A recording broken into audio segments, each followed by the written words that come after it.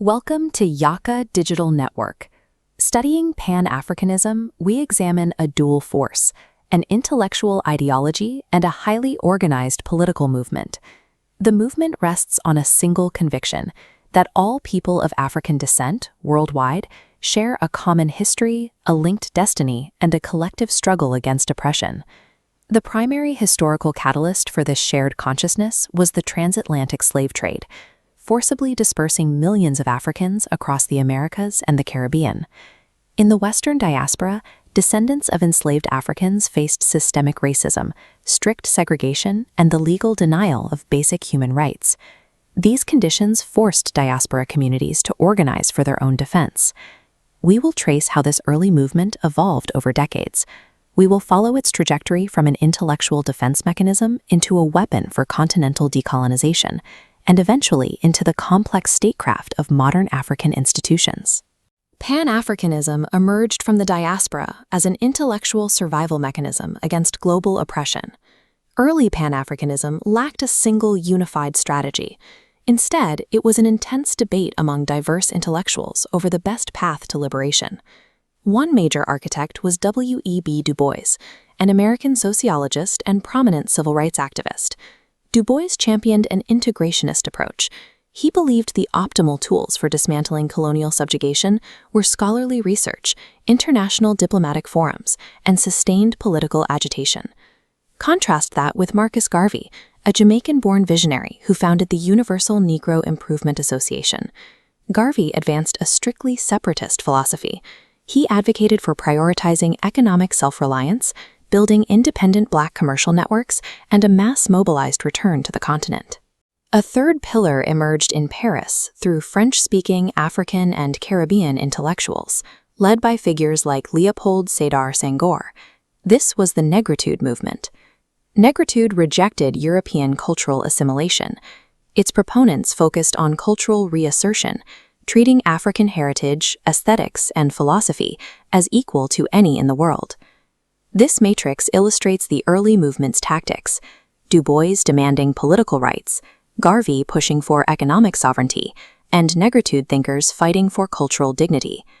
These parallel strategies, political, economic, and cultural, provided the foundational arguments for continental liberation. This timeline tracks the Pan-African Congresses, starting with the 1900 London Conference. During the interwar period, delegates moderately petitioned European powers for basic rights and reforms, but the turning point came at the pivotal 1945 Manchester Congress. At Manchester, delegates abandoned polite petitions. Instead, they demanded absolute self-determination, autonomy, and the complete dismantling of European colonial empires. This posture was driven by a new generation of African student leaders and activists who were preparing to take the fight directly to the continent. Kwame Nkrumah of Ghana exemplifies this shift. He absorbed the organizing tactics of the diaspora and brought them home.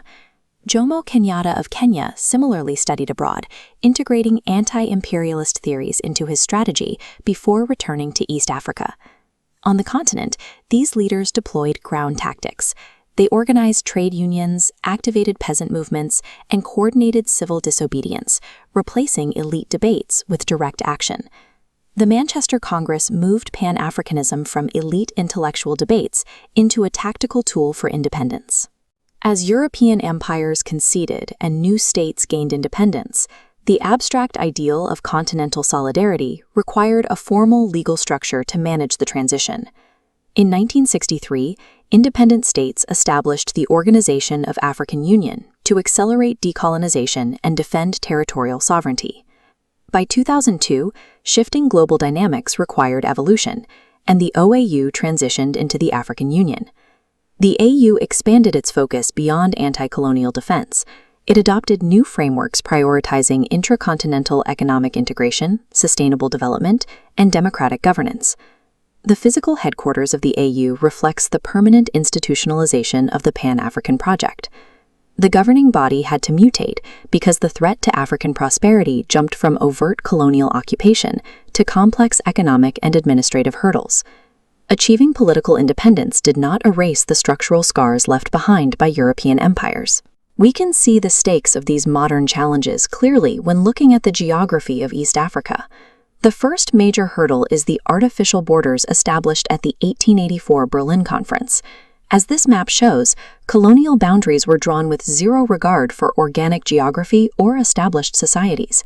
Decades later, these arbitrarily drawn lines continue to spark cross-border ethnic friction and resource disputes, complicating the push for true continental unity. The second major hurdle is economic neocolonialism.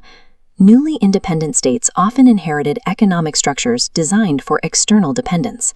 Historically, colonial economies were organized around extracting raw materials from the continent to feed European industries. Today, many African economies remain primary commodity exporters. Relying heavily on raw agricultural goods and minerals leaves states dependent on foreign aid and volatile market fluctuations. To break this reliance, modern Pan-Africanism focuses on initiatives like the African Continental Free Trade Area. The goal is to boost intra-African trade and insulate the continent from external economic pressures. For more class content and resources on African history, visit www.yaka.cc.